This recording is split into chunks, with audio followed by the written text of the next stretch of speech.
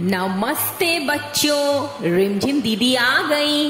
और बच्चों, हमारी आज की कहानी का नाम है खाने की कीमत, या फिर हम कह सकते हैं फूड की इम्पोर्टेंस।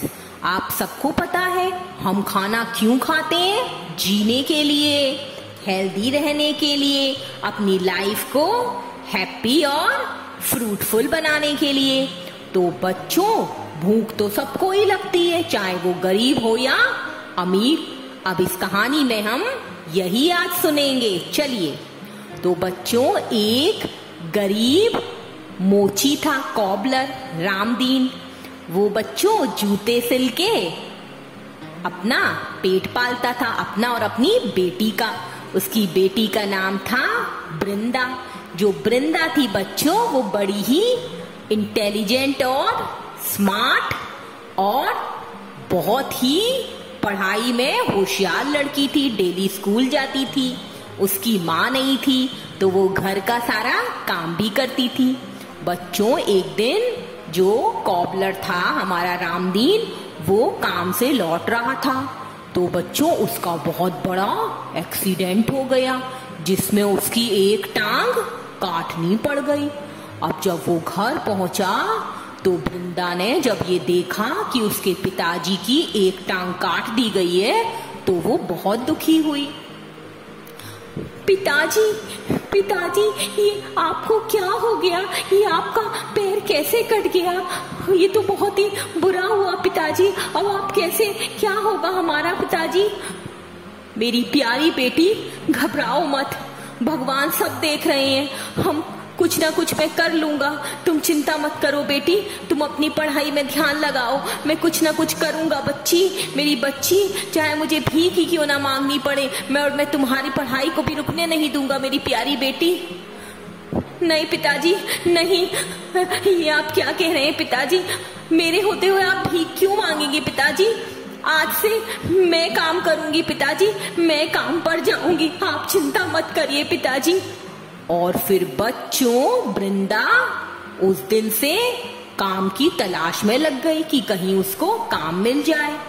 तो बच्चों, उनके घर के पास में ही एक सेठ रहते थे। वो सेठ जी थे, वो थोड़े से चालाक और बेईमान भी थे। अब बृंदा किसी और को तो जानती नहीं थी।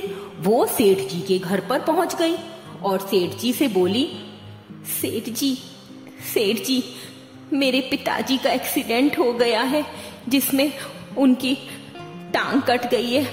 तो सेठ जी, क्या आप मुझे अपने घर में कोई काम देंगे?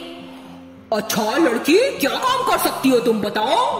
सेठ जी, मैं ना झाड़ू पोछा, घर का सारा काम, खाना सब बना लेती हूँ, सब काम करूंगी मैं सर जी। आप मुझे नौकरी पर रख लीजिए प्लीज सेठ जी, प्लीज। तो बच्चों, जो सेठ जी थे वो बड़े चालाक थे। उन्होंने सोचा कि बृंदा तो छोटी है तो उसको मैं ठग भी सकता हूँ, उसको कम पैसों में काम करा लूंगा मैं। वो तो कुछ कह नहीं पाएगी क्योंकि वो तो उस समय उसकी जरूरत है। तो बच्चों, सेठ जी बृंदा को अपने घर पर काम के लिए रख लेते हैं।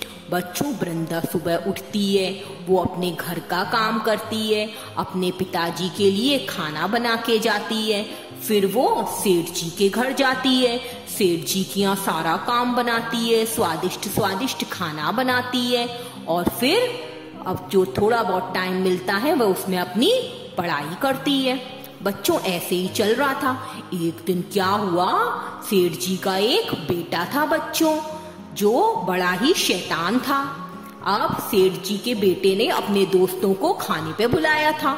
तो सेठ जी ने बृंदा से कहा, ए लड़की सुन, आज मेरे बेटे राहुल के कुछ दोस्त आ रहे हैं खाने पे, तो तू जरा अच्छा सा खाना बना लेगी ना?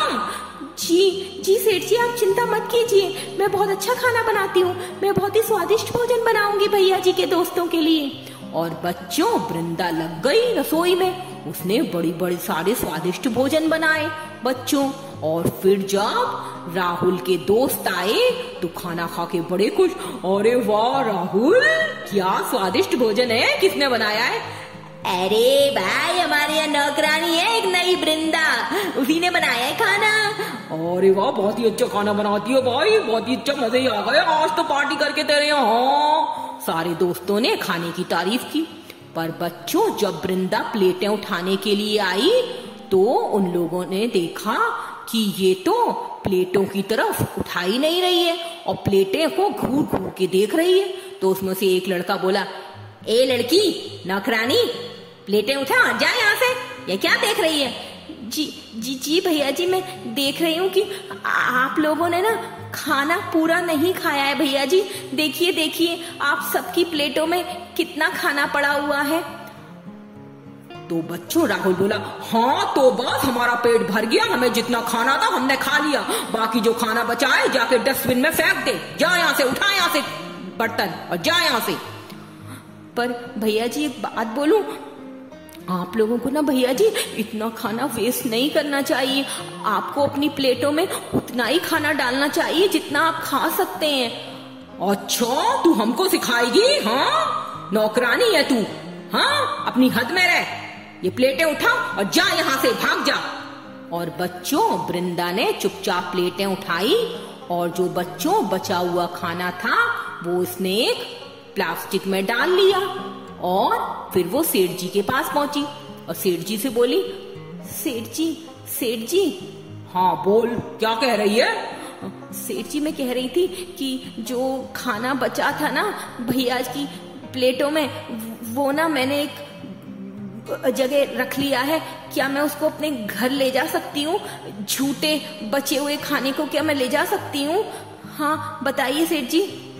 अच्छा, हाँ तो तू बचा हुआ खाना ले जाना चाहती है?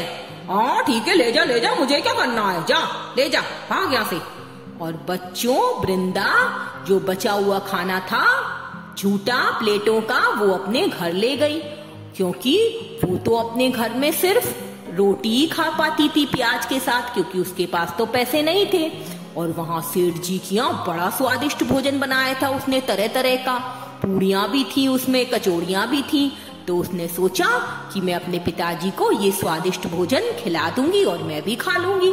और इसलिए बच्चों वो ले गई और अपने पिताजी को उसने वो खाना खिला दिया। अब बच्चों, वो जब रोज काम पर आती वो देखती कि सेठ जी और उनका बेटा राहुल तो डेली ही खाना झूठा छोड़ते हैं और सारा खाना डस्टबिन में फेंकने की बातें करते हैं। तो बच्चों, वो डेली जो भी खाना बचता था सेठ जी के यहाँ वो अपने घर ले जाती थी। इससे उसको अपने घर पर खाना नहीं बनाना पड़ता था और खाना वेस्ट भी नहीं होता था। ऐसे ही बच्चों पूरा महीना बीत गया। और महीने के आखिरी दिन वृंदा पहुंची सेठ जी के पास। सेठ जी, आज मुझे 1 महीना हो गया है काम करते करते, आज आप मेरी तनख्वाह मुझे दे दीजिए प्लीज। अच्छा, तुझको तनख्वाह चाहिए? हाँ, और जो तू रोज हमारे यहाँ से खाना ले जाती थी उसका क्या? वो क्या मुफ्त का खाना था? पर सेठ जी, वो खाना तो बचा हुआ होता था, आप लोग तो उसको डस्टबिन में फेंकते थे, तो फिर वो बचा हुआ खाना था, मैं कोई ताजा खाना तो नहीं लेके जाती थी ना। अच्छा, तू मुझसे जवान लड़ा रही है? कल की पिद्दी सी छोकरी। हाँ, कोई तनख्वाह वनख्वाह नहीं है मेरे पास, चल भाग यहाँ से, रोज हमारे यहाँ से खाना ले जाती है। और बच्चों, राहुल भी बोला, हाँ पापा, ये रोज हमारे यहाँ से खाना ले जाती है और पैसे मांग रही है, हम कुछ नहीं देंगे इसको, जाने दो पापा, इसको भगाओ यहाँ से। और बच्चों, सेठ जी ने और उनके बेटे राहुल ने वृंदा को डांट फटकार के वहां से भगा दिया बिना कुछ पैसे दिए। अब वृंदा रोती रोती बाहर निकली। अब उसको समझ नहीं आ रहा था कि वो क्या काम करेगी अब, और वो यही सोचते सोचते सड़क के किनारे जाकर बैठ गई और वहां पर रो रही थी। तो बच्चों, तभी वहां से वृंदा की टीचर निकली जो उसके स्कूल में पढ़ाती थी। उन्होंने वृंदा को देखा। अरे वृंदा बेटा, तुम यहाँ क्या कर रही हो और तुम रो क्यों रही हो मेरी बच्ची? मैम, मेरे पिताजी का एक्सीडेंट हो गया और उनकी टांग काट दी गई और फिर मैं सेठ जी के यहाँ काम पर गई। और बच्चों, वृंदा ने सारी कहानी मैम को सुना दी। तो मैम ने कहा, अच्छा, तुम्हारे संग इतना कुछ हो गया, तुमने मुझे बताया क्यों नहीं बेटा? मैं सोच तो रही थी कि तुम 1 महीने से स्कूल भी नहीं आई हो। तुम्हें इस तरह से नहीं करना चाहिए था बेटा, तुम्हें मुझे बताना चाहिए था। जी मैम, मैं क्या बताती आपको, मेरे को तो टाइम ही नहीं मिलता था स्कूल आने का, पर मैं घर पे थोड़ा बहुत पढ़ लेती थी मैम। अच्छा वृंदा, तुम चिंता मत करो, चलो उठो, रो मत, तुम एक बहादुर लड़की हो। मेरे साथ चलो, मैं तुम्हारा सरकारी स्कूल में एडमिशन करा देती हूँ। वहां तुमको फीस भी नहीं देनी पड़ेगी, और तुमको काम करना है तो तुम मेरे घर चल के काम करना, मेरे साथ रहना, मैं तुम्हें वहां पढ़ाऊंगी भी और थोड़ा बहुत काम करा के पैसे भी दूंगी। चलो तुम्हें कहीं और जाने की जरूरत नहीं है। और बच्चों, फिर जो मैम थी वो वृंदा को अपने साथ ले गई। उन्होंने उससे कहा, काम का बहाना बना दिया, क्योंकि उन्हें पता था कि ये बिना काम के तो जाएगी नहीं। पर मैम उसको अपने घर ले जाकर मैम ने उसको खाना खिलाया, उसको सरकारी स्कूल में उसका एडमिशन करा दिया, जहाँ पे उसको कम फीस भी नहीं लगती थी। और इस तरह से वृंदा मैम के यहाँ रहने लगी। बच्चों, वो मैम की हेल्प भी करा देती थी उनके घर के कामों में, और रात को अपने पापा के पास चली जाती थी घर पर। बच्चों, उधर क्या हुआ, दूसरी तरफ जो सेठ जी थे उन्होंने कुछ गड़बड़ करी थी, कहीं पर बेईमानी की थी, जिसकी वजह से पुलिस उनको पकड़ के ले जाती है और उनका सारा पैसा भी पुलिस अपनी कस्टडी में कर लेती है। अब जो सेठ जी का बेटा राहुल था वो घर पर अकेला रह गया था बच्चों, और उसके पास भी अब कोई पैसा नहीं बचा था खर्चा करने के लिए। अब राहुल को एक दिन भूख लगी। अब भूख के मारे वो घर से बाहर निकला, वो पड़ोसियों के यहाँ गया। आंटी, आंटी, क्या आप मुझको कुछ खाने के लिए दे सकती हैं? मुझे बहुत भूख लगी है। आप दे सकते हो क्या? पर बच्चों, आंटी ने कहा, अच्छा सेठ जी का बेटा, तेरा बाप तो बेईमान था, चोर था, चल भाग यहाँ से, मैं चोर के बच्चे को अपने यहाँ खड़ा नहीं होने दूंगी। और बच्चों, राहुल कई पड़ोसियों के यहाँ गया, पर किसी ने भी ना उसको खाना दिया, ना उसकी कोई और हेल्प करी। अब राहुल रोता रोता बच्चों कहाँ पहुंचा पता है आपको? कूड़े घर के पास, जहाँ पर कूड़ा इकट्ठा किया जाता था पूरी सोसाइटी का, वहां पहुंचा तो उसने और कूड़ेदान में कुछ खाने की चीज तलाश करने लगा। तो बच्चों, वहां पर उसको कुछ रोटी के टुकड़े मिले, और राहुल जो कि इतना खाना बिगाड़ता था, आज भूख के कारण डस्टबिन में से उठा के खाना खा रहा था। तभी वृंदा उस रास्ते से गुजर रही थी, तो वृंदा ने राहुल को देखा। अरे अरे राहुल भैया, आप ये क्या कर रहे हैं? बच्चों, राहुल तो उसको देख के थोड़ा सा झिझक गया और थोड़ा सा शर्म आने लगी। कुछ नहीं, मैं कुछ नहीं कर रहा हूँ। अरे राहुल भैया, आप डस्टबिन में उसे उठा के रोटी क्यों खा रहे हैं? तो बच्चों, राहुल रो पड़ा, मेरे पापा को पुलिस पकड़ कर ले गई है, मुझे बहुत भूख लगी है, कोई खाना नहीं दे रहा था, इसलिए मैं यहाँ आ गया। अरे राहुल भैया, आप मेरे साथ मेरे घर चलिए। और बच्चों, वृंदा राहुल को अपना हाथ पकड़ के अपने घर ले गई। वहां पर जो भी था उसके घर में खाने का, उसने राहुल को खिलाया। राहुल बच्चों रोता जा रहा था और उसको अपनी गलती का एहसास हो गया था। वो वृंदा से बोला, सॉरी वृंदा, मैंने तुम्हारे साथ कितना गंदा व्यवहार किया।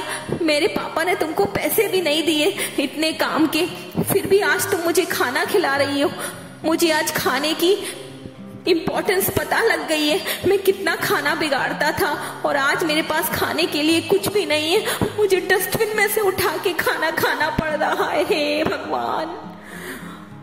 बच्चों, वृंदा ने उससे कहा, अरे राहुल भैया, आप चिंता मत कीजिए, जब तक आपके पापा घर नहीं आते हैं आप मेरे साथ रहिए, और मुझे पता है कि भूख तो सबको ही लगती है, इसलिए मैं आपका दुख समझ सकती हूँ। चाहे अमीर हो चाहे गरीब, खाना तो सभी को चाहिए, और इसीलिए मैं आपसे कोई नाराज नहीं हूँ भैया, बिल्कुल नाराज नहीं हूँ। और बच्चों, फिर जो राहुल है उसने वृंदा को अपनी बहन बना लिया। उसको अपनी गलती का एहसास हो गया था और उसको खाने की इम्पोर्टेंस भी पता लग गई थी कि कैसे वो खाना वेस्ट करता था। आज उसी खाने को वो डस्टबिन से उठा के खा रहा है। तो खाना तो वेस्ट नहीं करना चाहिए। और धीरे धीरे करके जब उसको अकल आ गई तो वो थोड़ा बहुत कुछ काम भी करने लगा, पढ़ाई भी करने लगा और वृंदा की तरह वो भी कुछ पैसे कमाने लगा अपने खाने पीने का, जिससे उसका बंदोबस्त हो सके। तो बच्चों, देखा आपने कितनी अच्छी थी आज की कहानी। और बच्चों, आपने क्या सीखा? कहीं आप भी राहुल की तरह खाना वेस्ट तो नहीं करते? अगर करते हैं, खाना वेस्ट या झूठा छोड़ते हैं तो ऐसा नहीं करिएगा। बच्चों, कुछ बच्चे हमारे देश में ऐसे भी होते हैं जिनको एक भी समय का खाना नहीं मिलता, वो गरीब होते हैं। तो आप खाना वेस्ट करने से पहले एक बार उन बच्चों के बारे में सोचिएगा कि ये आप क्या कर रहे हैं। अपना पूरा खाना फिनिश करिएगा जितना भी आपको प्लेट में मिलता है, नहीं तो खाना उतना ही लीजिए जितना आपके पेट में जगह हो, है ना बच्चों? करेंगे ना आप ऐसा? क्योंकि आप सब तो बहुत ही गुड चिल्ड्रन हैं। ओके बच्चों, गुड नाइट, स्वीट ड्रीम्स।